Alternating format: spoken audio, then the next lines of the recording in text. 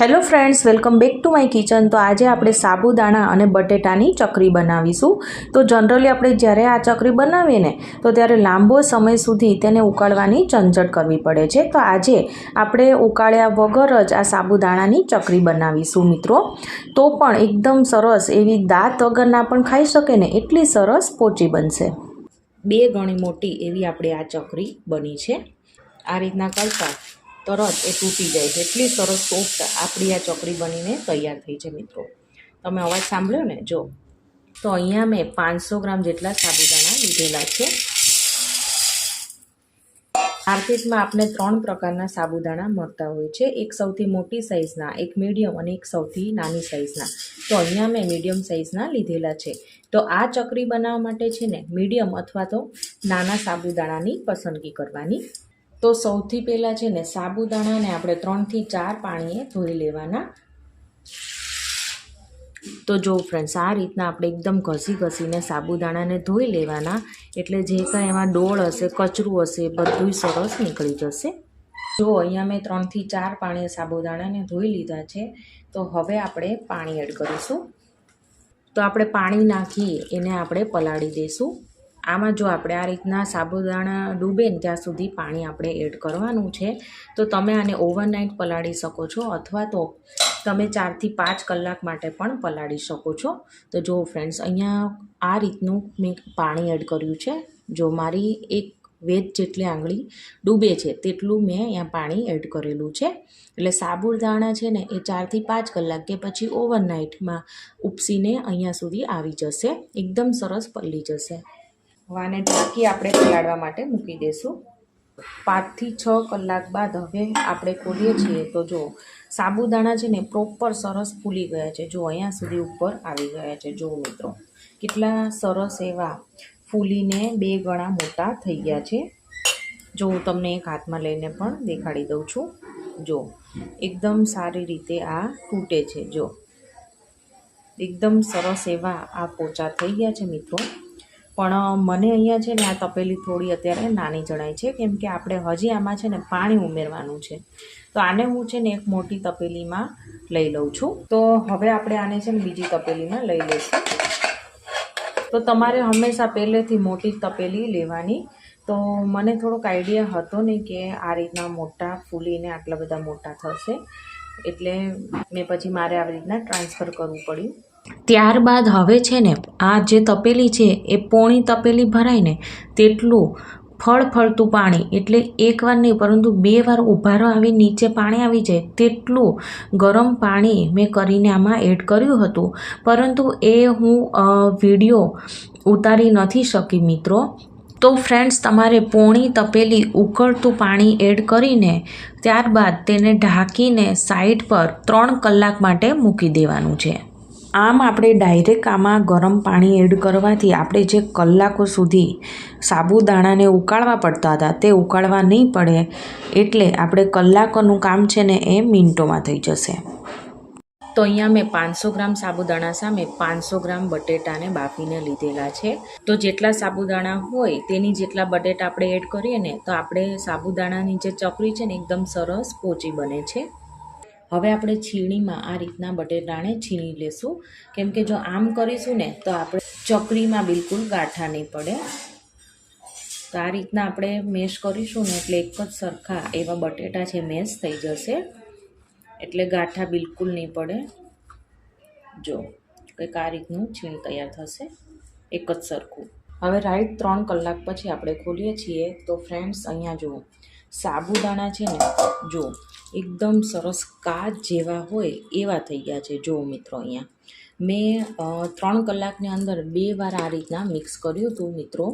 તમને આમાં વિડીયોમાં બરાબર ખ્યાલ નથી આવી રહ્યો, પણ જો હું તમને એક હાથમાં લઈને દેખાડી દઉં કે કેવા સરસ આપણે સાબુદાણા છે એ જો આપણે જે પાણી ઉકાળીને પછી કરીએ છીએ એવા ટ્રાન્સપરન્ટ થઈ ગયા છે। જો મિત્રો, તમે અહીંયા જોઈ શકો છો, એકદમ સરસ ટ્રાન્સપરન્ટ એવા આપણા સાબુદાણા છે એ થઈ ગયા છે। હવે આમાં આપણે છે ને બધા મસાલા એડ કરી દઈશું। તો સૌથી પહેલાં સ્વાદ અનુસાર નમક એડ કરીએ। આમાં જો તમારે છે ને ચાખીને જ એડ કરવાનું, જો વધુ થઈ જાય તો પછી આપણે જ્યારે તળીએ ને ચકરી તો આમ ખારાશ પડતી લાગતી હોય છે. તો ટેસ્ટ કરીને નાખીએ તો વધુ સારું. લીલા મરચાંની પેસ્ટ, તમે આની જગ્યાએ લાલ મરચાંની પેસ્ટ પણ એડ કરી શકો છો. અને તમને જો મરીનો પાવડર આમાં ભાવતો હોય તો એ પણ તમે અત્યારે એડ કરી શકો છો. તીખા હોય એમ વધુ સારા લાગતા હોય છે. તો તમારે ટેસ્ટ અકોર્ડિંગ તમે જેટલું તીખું ખાતા હોય તો એ પ્રમાણે તમારે એડ કરવાનું. અને હવે ખાસ આ રીતના આખું જીરું એડ કરીશું. તો આનાથી ટેસ્ટ છે ને ખૂબ જ સરસ આવતો હોય છે. તો હું તો કહીશ કે તમે જરૂરથી આને એડ કરજો જ. તો 2.5 ચમચી જેટલું એડ કરી રહી છું. અને અત્યારે મેં જે આપણે નોર્મલ મીઠું હોય એ એડ કર્યું છે. પરંતુ તમે જો આને ફરાળમાં ખાવા ઈચ્છતા હોય તો તમારે એની જગ્યાએ સિંધવ મીઠુંનો ઉપયોગ કરવાનો. અને સાથે સાથે આપણે જે છીણેલા બટેટા છે એ પણ આપણે એડ કરી દઈશું. તપેલું ચેન્જ કર્યું તો પણ હજી મને આ તપેલું નાનું જ પડે છે. પણ આનાથી મોટું તપેલું મારી પાસે નથી. તો આપણે આ રીતના ધીમે ધીમે બધું જ મિક્સ કરી દઈશું. એટલે સરસ મિક્સ થઈ જશે. હવે આપણે હાથેથી જ મિક્સ કરવું પડશે, નહીંતર આપણે જ્યાં નીચેના જે સાબુદાણા છે ને એ સાવ કોરા જ રહી જશે. જો આ રીતના હાથેથી મિક્સ કરીએ ને એટલે થોડા સાબુદાણા છે એ પણ સરસ મિક્સ થઈ જશે અને થોડા મેશ પણ થઈ જશે. જો બધું એક રસ થઈ જશે. હવે લાસ્ટમાં છે ને જો 2 લીંબુનો રસ એડ કરીશું. તેનાથી ટેસ્ટ છે ખૂબ જ સરસ આવશે. આ ઓપ્શનલ છે પણ આનાથી ટેસ્ટ સરસ આવશે. અને આપણી જે આ ચકરી છે ને એનાથી પણ એકદમ સરસ વ્હાઈટ બનશે અને પોચી પણ બનશે. એકદમ હમાય આ રીતના ઉપર નીચે કરીને આપણે મિક્સ કરી લઈશું. તો જો સાબુદાણા છે એ અમુક જો આ રીતના મેશ થઈ ગયા છે અને એકદમ સારી રીતે મિક્સ થઈ ગયું છે બધું. તો એકદમ પરફેક્ટ એવું આપણું આ સાબુદાણાની ચકરી પાડાનું આ જે ખીચું છે તૈયાર થઈ ગયું છે. હવે જો આ રીતની પોલિથીન તો બધાની પાસે હોય જ છે. આની સોલ્ટની કોથળી મારી પાસે હતી તો એ મેં લીધેલી છે. તો જેમાં આપણે ગ્લાસ રાખી અને આ રીતના રાખીશું કોથળી. અને એમાં છે આપણે બનાવેલું ખીચું છે એ ભરીશું.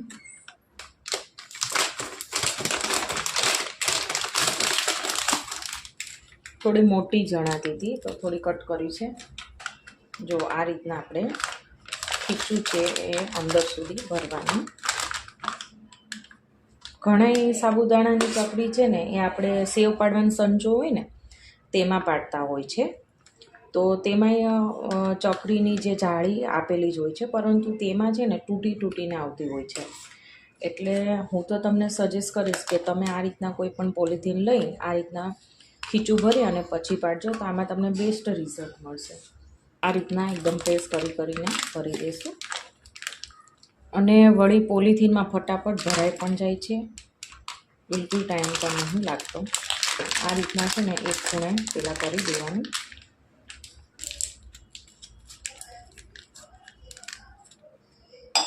અને જો આ રીતના આપણે ખૂણો છે ને થોડોક જ નાનો એવો આપણે કટ કરવાનો. એટલે આપણી ચકરી છે ને એકદમ સરસ એવી નાની થાય, પતલી થાય, એમ વધારે પડતી જાડી ના થાય. હવે જો તમને પાડીને પણ આમાં દેખાડું કઈ રીતની થશે.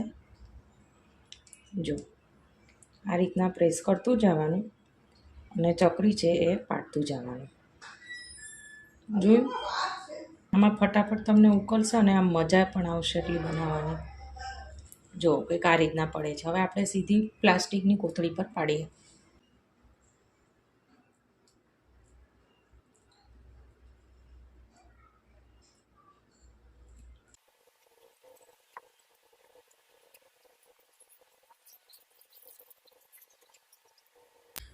તો અહીંયા જો મેં આટલી બધી બટાટા સાબુદાણાની ચકરી પાડી છે મિત્રો. તો એક પણ અત્યારે જો તૂટી નથી, એકદમ સરસ એવી પડી છે.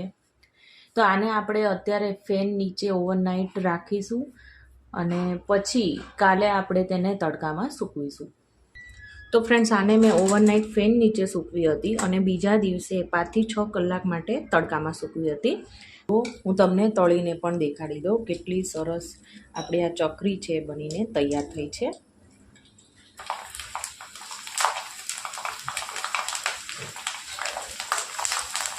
જો ધોળી ધોળી બફ જેવી કેટલી સરસ એવી આ ચકરી બની છે.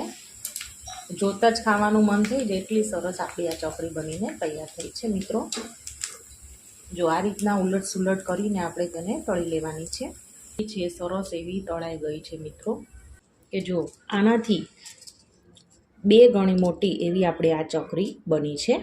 તો હું તમને તોડીને પણ દેખાડી દઉં કે કઈ રીતની આ સરસ સુપર સોફ્ટ બની છે. આ રીતના કરતાં તરત એ તૂટી જાય છે, એટલી સરસ સોફ્ટ આપણી આ ચકરી બનીને તૈયાર થઈ છે મિત્રો. તમે અવાજ સાંભળ્યો ને? જો તો ફ્રેન્ડ્સ, આજે આપણે 10 કિલો બટેટાની વેફર બનાવીશું અને એ પણ આખું વરસ એવી ને એવી રહે.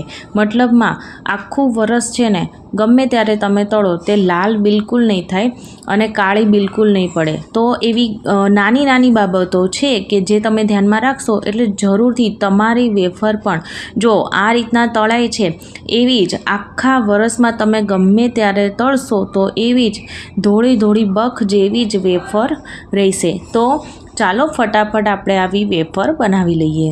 સૌથી પહેલાં જો વેફર બનાવવા માટે મોસ્ટ ઇમ્પોર્ટન્ટ વસ્તુ હોય તો તે છે બટેટાની પસંદગી કેવી કરવી. તો આ વેફર બનાવવા માટે લોકર કરીને એક જાત આવે છે બટેટાની, તે જ પસંદ કરવાના બટેકા. એકદમ કડક હોય અને મોટા હોય બટેટા, અને તેની સાથે સાથે એ વસ્તુનું પણ ધ્યાન રાખવાનું કે તે આછા પીળા કલરના હોય, એટલે કે ધોળા હોય બટેટા. તો એવા કડક આછા યલો કલરના હોય તો તેવા જ બટેટાની વેફર બનાવવા માટે પસંદગી કરવાની. તો જ તમારી વેફર આખા વરસ માટે જો ગમે ત્યારે તળશો ને તો બિલકુલ લાલ નહીં થાય અને કાળી નહીં પડે. તો આ થઈ એક વાત. તો અહીંયા મારા મમ્મી સૌથી પહેલાં તો જો આ રીતના બટેટાની છાલ ઉતારી રહ્યા છે, તો તે રીતના આપણે ઉતારી લેવાની છે. જે આપણે છાલ ઉતારવાની છરી હોય ને તો તેનાથી ઉતારવાની, એટલે ફટાફટ ઉતરી જાય અને વળી એમાં બટેકાનો જે ભાગ છે ને એ ઓછો જાય, એટલે છાલનો ભાગ જ નીકળે. અને એ રીતના કરીને જો અહીંયા છે ને બટેટા પછી છે ને પાણીમાં નાખતા જવાના. પાણીમાં નાખશો ને તો તે બટેટા કાળા નહીં પડે અને તેનાથી પણ વેફર છે ને આખું વરસ એવી ને એવી રહેશે, તે કાળી બિલકુલ નહીં પડે.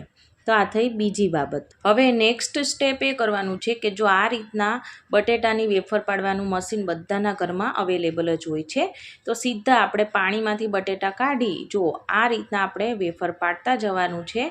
અને જો કેટલી સરસ એવી વેફર છે એ પડી છે. જો ના બહુ જાડી છે ના બહુ પતલી છે. તો એ રીતના આપણે વેફર પાડવાની છે. જો કંઈક આ રીતના બની છે વેફર. અને હવે આ વેફરને તરત છે ને આપણે પાણીમાં જ નાખતા જવાનું છે. તો આ થઈ ત્રીજી બાબત. તેને બિલકુલ જો આ રીતના એક બટેટું કે અડધું બટેટું આપણે વેફર પડાઈ જાય ને તો તરત જ એ વેફરને આપણે પાણીમાં એડ કરતા જશું કે જેનાથી પણ બટેટાની વેફર છે ને એ કાળી નહીં પડે. અહીંયા જુઓ ફ્રેન્ડ્સ, બધા બટેટાની વેફર છે એ પડાઈ ગઈ છે. અને જુઓ અહીંયા પાણીમાં તમને સાઈડમાં થોડું ફીણ જેવું દેખાય છે ને તો એ બટેટાનો સ્ટાર્ચ છે. એટલે હજી આ વેફરને છે ને આપણે 3 થી 4 પાણીએ ધોવાની છે બરાબર ઘસીને, અને ત્યાર પછી જ આને આપણે બાફવા મૂકવાની છે. વેફરને બાફવા માટે અહીંયા જો ગેસ ઉપર આ રીતના મોટું તપેલામાં પાણી ગરમ કરવા માટે મુકાઈ ગયું છે.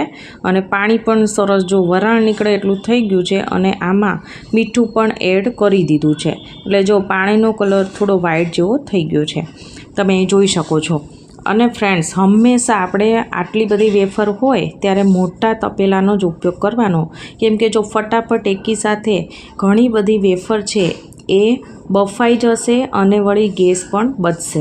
તો જો અહીંયા 3 થી 4 પાણી વેફરને ધોઈ છે અને તમે જોઈ શકો છો બિલકુલ સ્ટાર્ચનો ભાગ નથી અને એકદમ પાણી એવું આપણે ક્લીન દેખાય છે.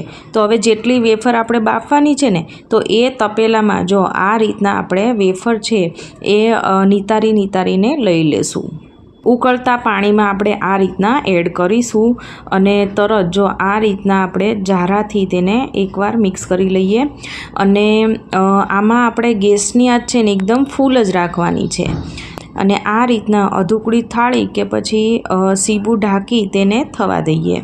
12થી 15 મિનિટમાં તો અહીંયા જો વેફર છે ને સાવ બફાઈ ગઈ છે અને જો આ રીતના જારાથી પાણી નીતારીને કાઢી લેશું અને એ પણ જો આ રીતના કાણાવાળી જારી હોય ને તો તેમાં કાઢવાની, એટલે એક્સ્ટ્રા જે કંઈ પાણી હશે ને એ નીચે નીતરી જશે.